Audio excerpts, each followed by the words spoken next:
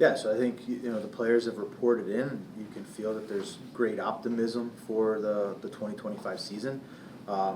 It's a great privilege and opportunity to be able to sort of write this chapter 6 of Nashville soccer. And, I think we're a group that is, we've been able to replenish and reposition the roster and the staff a little bit as we enter this preseason. We want to keep in mind when you do something like that and you make a few pivots, that you really have to have a blank canvas and a beginner's mindset, we would say, to not be tied to a lot of assumptions or anything of that. So we're really looking forward to getting down to Florida tomorrow to get the group on the grass. They've been here for 2 days doing their testing. Get the group on the grass. Start getting the competitive juices flowing, start to ramp the intensity up at the right amount, and really trying to create a really, I would say, close connected group. Great, thank you. We'll go ahead and start with questions in the room and go to Zoom. Hey Vijay, this is the biggest turnover this roster has ever seen in the years they've been in MLS for Nashville SC.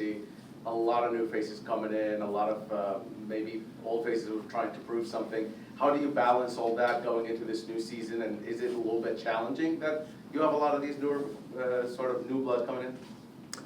So I think it was intentional to replenish and reposition this roster and the staff, and really try to build it in a way that's uniquely Nashville.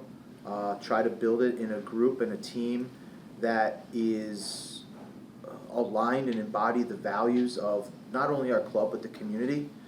And when you do that and you make those pivots, there's certainly some unknown, but I think we've been able to make some really good additions. We're going to be able to complement them with some of the really good players that we already have on this roster, and we know when you can kind of combine those two things, like iron sharpens iron, and I think as we're able to kind of get this group working together. We'll listen to the signals that they send because it is a big turnover, and we'll be able to make those adjustments. But I think we've been able to construct a roster that'll be competitive each and every day, and really embody again what the values of this club are about and what the values of this city are about. Lucas? With so many new faces in the midfield specifically, how much of your preparation for the preseason has been kind of toying with all those different combinations in your head before you even get a chance to work with them on the field? That's the problem of the off season, is that you spend a lot of time moving magnets around and playing that game, but you need to get out on the field. Of course, the midfield is an area that we made big additions, a lot of turnover, but at the same time, it's an exciting opportunity. I don't think we want to be tied to any presumption of how that's going to shake out. We don't want to, I would say, wedge players into positions if it's not fitting. We really want to come at this with a wide-eyed, open ears, open mind thing, and the job of the staff is to put the players in the best positions to be successful, and that's why we get this opportunity for 6 weeks with the preseason to kind of see which connections really are the strongest, and use that as our way to go forward. Jacob? I guess, how settled in now do you feel here in Nashville, just having after a full off season, just for you personally? Yeah, I feel really comfortable personally. I think we've been able to have a tremendous off season in building maybe the behind the scenes group, the staff, not only the coaching staff but our high performance staff, and really putting some pieces in. I think there's been a tremendous investment and a tremendous commitment from the club as a whole to really get the alignment that we talk about right. And so a lot of that comes from not only just the front office, not only from ownership, and not only the first team, but then getting that alignment really solidified with the second team, with Chris O'Neill coming in mid-season as well. Now having an off-season to work together in a calm way, and then with the academy, which is still going to be a piece that we're going to get right with a little bit of time. But when you know that all of those things are now in full alignment from top to bottom and kind of going in the right direction, it does give you a sense of stability and when you have stability, I think you have comfort. Garrett? One of the things you said in your opening statement was the fact that this is a blank canvas now. What are your thoughts on making this team and this franchise yours? You were here some of last season, but you kind of inherited everything. Now you bring in some of your players, you get to really have some time to install some of your own plans with this team. What are your thoughts on that going forward? Yeah, the vision is to make it Nashville, and I'm a vehicle to replicate, to basically make that vision happen. We've been able to bring in players, we've retained some players, and we've been able to bring in staff, and I think my job is to bring all of that together. But everyone that's here is now aligned behind the same vision, the same goal, and you know, I think that's the exciting part. That's the exciting part, is now the blank canvas that we talk about is us to be able to start to write this chapter 6, and for, you know, and everyone that's now part of this understands, you know, what we want to accomplish. Is that something that you think is going to take some time? Yeah, absolutely. I mean, you know, we don't know how much time, but yeah, it absolutely takes time. Anytime you have to bring in a lot of different people and get everybody aligned and connected, it's going to take time. We're fortunate that we have the preseason, but as we say, we don't believe that we're privileged or we're entitled to start any further than day one.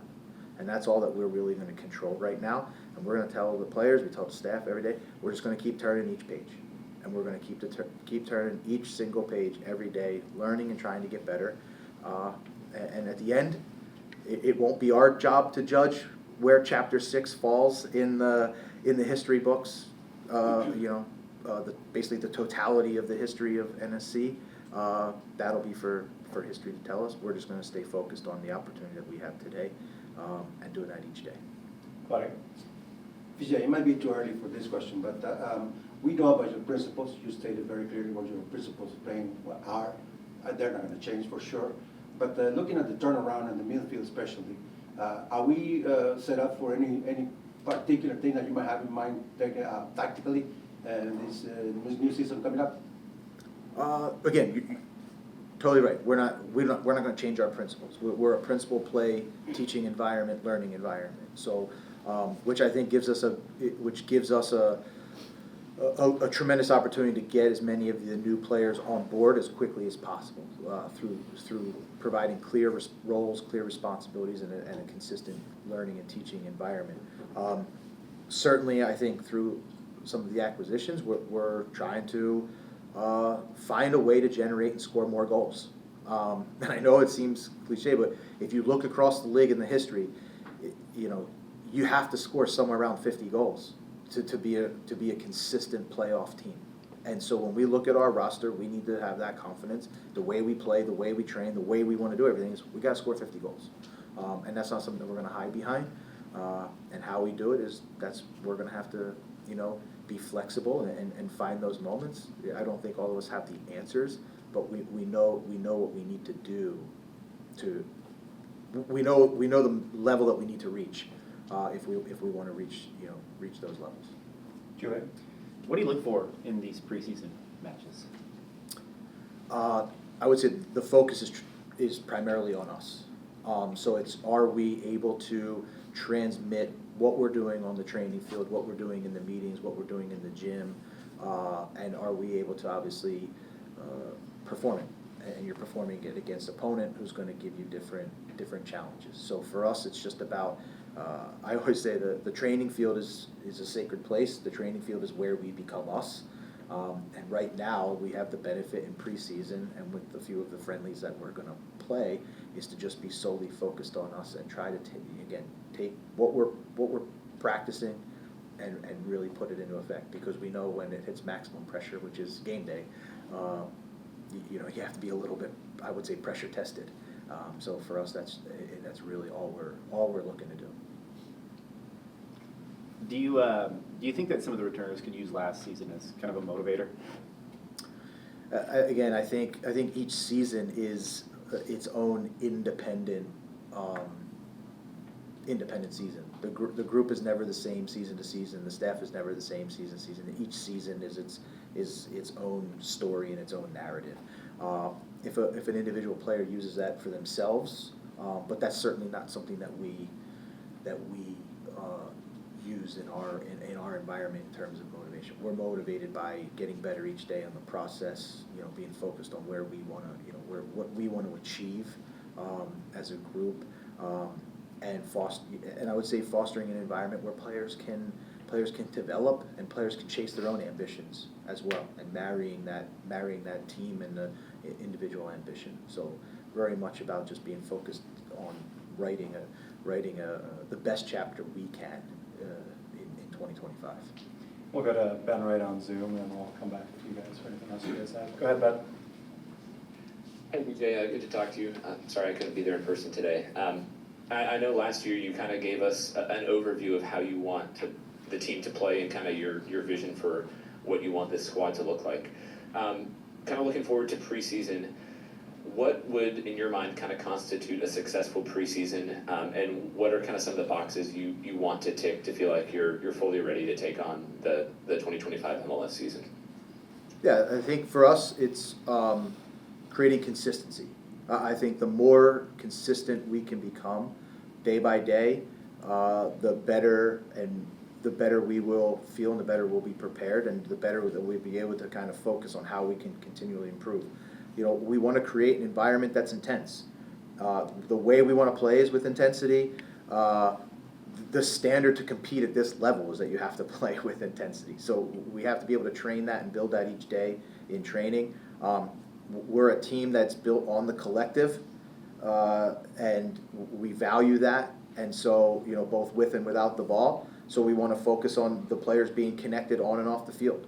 Building close and strong relationships. And then the last part is we want to be competitive, meaning we want players competing with each other for spots. We think that's an important piece to building a winning mentality, is not allowing complacency to join into the group. And so having real competition at positions will be a focus in preseason. It'll be a focus throughout. So it's really about laying that foundation of being intense, connected, and competitive all the way through. But it starts on day one, which is tomorrow. But I don't see that changing. As you move into the season, you just really want to create that foundation now, so that it becomes a standard part of your environment. Go ahead, Ben, if you have a second.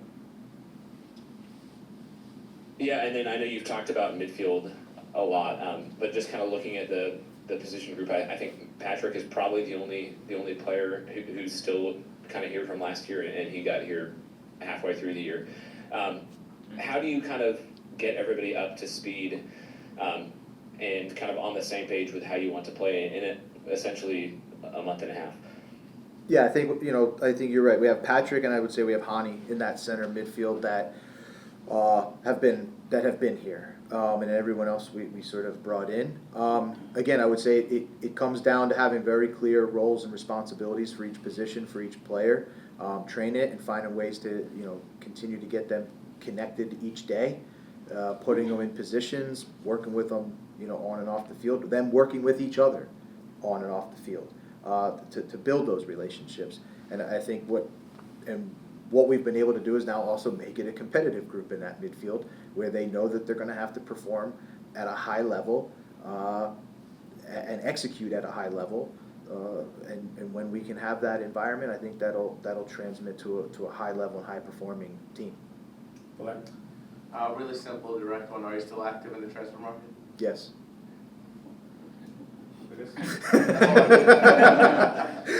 Thanks for the answer. Thanks for the question. I hope you respect the direct answer back.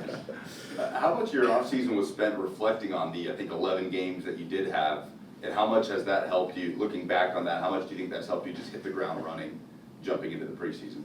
Yeah, I mean, I think that's what I would say our environment's built on, right? We talk about we always want to plan, perform, reflect, and refine. And so in the off season, we're doing the planning. We don't have the opportunity to really perform, so we spend a lot more time on this reflection and this refinement. So we relook at everything that we do. We also look at trends outside of ourselves that are working for other teams, and whether that's inside the MLS or that's globally, to continue to always build our game model, and adapt and try to take little things. We don't want to be, as coaches and as a staff, we don't want to be complacent either.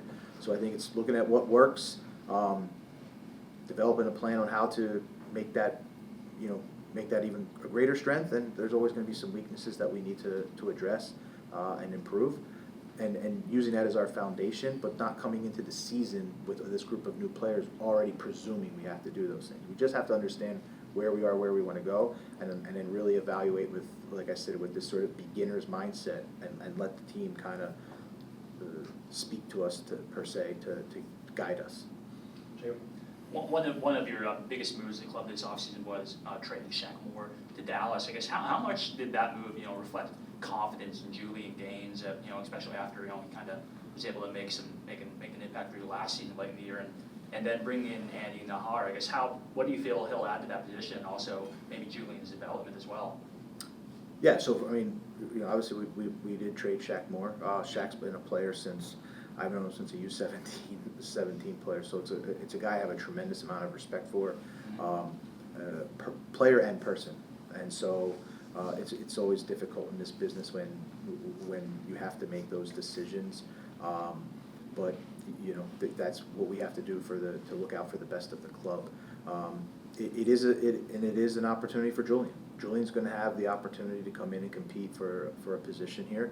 I think he's a testament to what we practice, what we preach here. He was injured a little bit early in the season, and as he came back from his injury, he was able to go down to Huntsville and put in a good set of performances down there. And then, we talk about seizing his moment. He had his moment, and I think, showed enough that he deserves an opportunity to kind of compete, and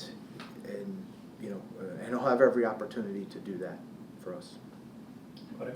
Vijay, just like the principles that don't change, the mindset of most of the fans out there don't change either. They have their own 11, they have their own team, and that's not going to change either. But after a difficult season like last season for the team, what can you tell them in terms of how much better this team should be? Of course, we have to wait until we see the product in the field, but what would the message be for them? Yeah, the message to the fans is that we don't think we're entitled to start any further down the road than any other team. That's not how we go about our business. The commitment to the fans is that this team has been built with a great attention to detail, that the players and the staff will embody what the values of the community and the club are, and they can expect that the performances that they're going to see on the field will reflect that. Obviously we try and we are going to attempt to win every single game, and we know that that's the end, but that is not our focus. The focus is that the performances that they'll see will embody it, and that we're going to go about our business every single day, working as hard as we can, and as diligent as we can, as detailed as we can, and as committed to the step-by-step process as we can to create a consistent performing team, not only for this season, but a club that will have consistent and sustained success over the long term as well.